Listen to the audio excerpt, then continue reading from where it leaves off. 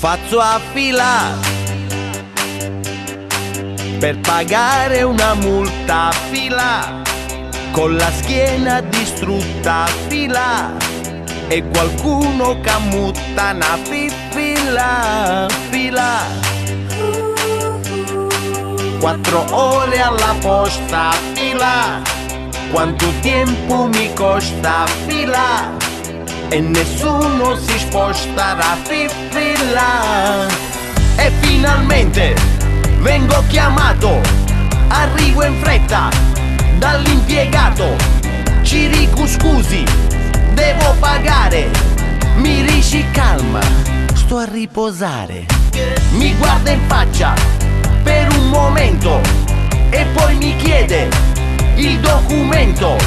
Rimango fermo come un cretino, ma l'ho scordato sul comodino. E 1, e 2, e 5, 7, 8. In questa mattina le palle mi son rotto. Ritorno a casa in macchina alla fila e sogno punti prima.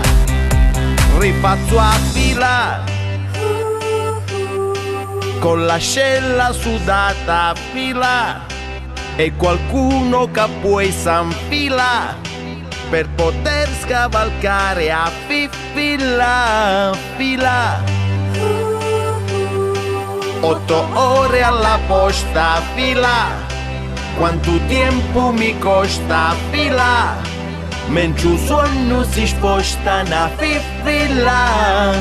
E finalmente mi chiama quello, arrivo al volo, allo sportello, Cirico fretta, devo pagare. Mi dici calma, non ti agitare. Lo guardo in faccia per un istante e col pensiero gliene do tante. Prendo la multa dentro il taschino, ma mi han fregato il borsellino. E 1, e 2, e 5, 7, 8. In questa giornata le palle mi son rotto. Ritorno a casa, né fretta né premura, e butto la multa nella spazzatura. E porca miseria, sto cavolo di multa, non la testa mi stava per costare.